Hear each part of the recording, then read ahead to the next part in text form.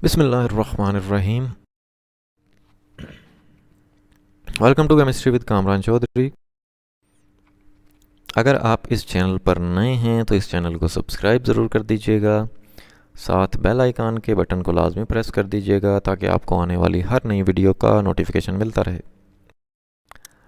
जी, basic concepts series के आज के लेक्चर में हम लोग देखेंगे इवेपोरेशन को। इवेपोरेशन क्या होती है, ठीक है, इसको हम ज़रा डिटेल में डिस्कस करेंगे विद एग्जांपल्स। सबसे पहले इसकी डेफिनेशन पर आने से पहले थोड़ा सा मैं आपको अंडरस्टैंडिंग दे देता हूँ इवेपोरेशन की। In order to understand evaporation, जब हमने इवेपोरेशन को अंडरस्टैंड करना है, we have to examine the movement of molecules in liquids. हमें लिक्विड्स में मॉलिक्यूल्स की मूवमेंट का पता होना चाहिए। क्या पता होना चाहिए? कि the molecules of a liquid are not motionless. Liquid में मॉलिक्यूल्स रेस्ट में नहीं होते, मोशनलेस नहीं होते, बल्कि the energy of molecules is not equally distributed, बल्कि वो मूव कर रहे होते हैं, मूवमेंट कर रहे होते हैं, और उनकी जो एनर्जी है तमाम मॉलिक्यूल्स की सेम नहीं होती। ठीक हो गया? काइनेटिक एनर्जी तमाम मॉलिक्यूल्स की सेम नहीं होती। ये चीज़ें हम लोग आगे जाके डिटेल में डिस्कस करते हैं। अच्छा, अब the molecules which have low kinetic energy move slowly. Obvious सी बात है कि लिक्विड के जिन मॉलिक्यूल्स की काइनेटिक एनर्जी कम होगी वो बेचारे सुस्त से होंगे, पड़े रहेंगे, थोड़ा बहुत मूव कर रहे होंगे, ठीक है। While others with high kinetic energy move faster. Jinnah the energy ज़्यादा होएगी वो बहुत ज़्यादा तेज़ी के साथ मूव कर रहे होंगे। ठीक हो गया जी। If one of the high speed molecules reaches the surface, अब देखें यहां पे लिक्विड है, ये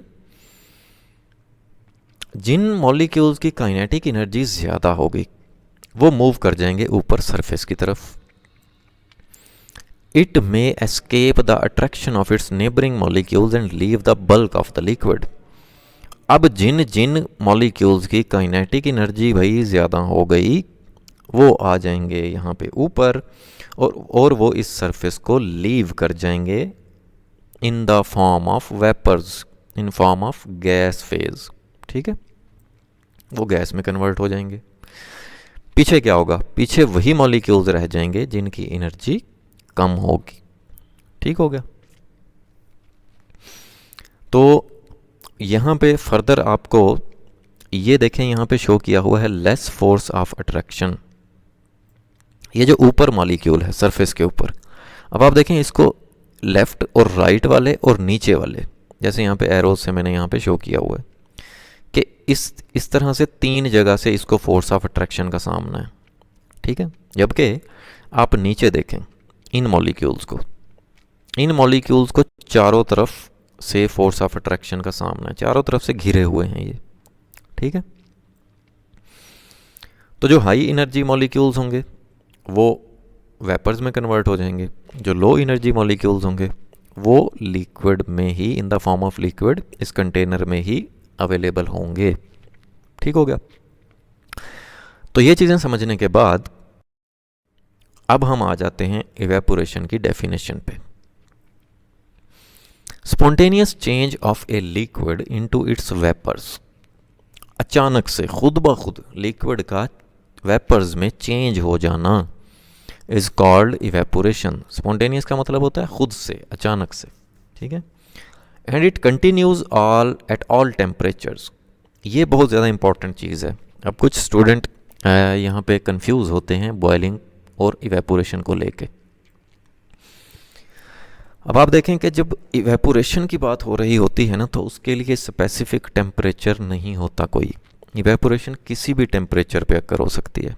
जैसे फॉर एग्जांपल आप एक कमरे में फ़र्श पे पानी गिराते हैं, तो आप देखेंगे कुछ देर के बाद वो पानी आपको फर्श पे नज़र नहीं आएगा। तो इसका क्या मतलब है कि जो फर्श है या रूम है उसका टेम्परेचर 100 पहुंच गया, क्योंकि वाटर का जो बॉइलिंग पॉइंट होता है वो 100 डिग्री सेल्सियस होता है। नहीं, ऐसा नहीं है। वो रूम टेम्परेचर पर ही वो जो लिक्विड था वो गैस में कन्वर्ट हो गया। तो इसी को बेसिकली इवेपोरेशन बोलते हैं। जब हम बॉइलिंग की बात कर रहे होते हैं ना, बॉइलिंग एक स्पेसिफिक टेम्परेचर पे जब कोई लिक्विड किसी गैस में कन्वर्ट होता है तो उसको बॉइलिंग बोलते हैं। ठीक है, जैसे कॉमन सी एग्जांपल है वाटर की। पानी का जो बॉइलिंग पॉइंट होता है वो 100 डिग्री सेल्सियस होता है। तो 100 डिग्री सेल्सियस पे जब आप बॉयल कर रहे हैं वाटर को और वो फिर गैस में कन्वर्ट हो रहा है तो उसको उस वक्त आप कहेंगे कि इसकी बॉइलिंग हो रही है। ठीक है, तो होपफुली अब ये इवेपोरेशन का कॉन्सेप्ट आपको क्लियर हो गया होगा। अब हम देख लेते हैं एग्जाम्पल। अच्छा, अब आप क्या करो, fill a glass with water and leave it next to a sunny window. एक आपने पानी का ग्लास लिया और उसको विंडो में रख दिया जहाँ पे सूरज की रोशनी है। You will find that over time the water starts to disappear in the glass. अब आप अगर कुछ देर के बाद ग्लास को आकर नोट करेंगे तो उसमें जो पानी का लेवल है वो कम हो चुका होगा। क्या क्या हुआ? इवेपोरेशन हो गई बेसिकली। ठीक है,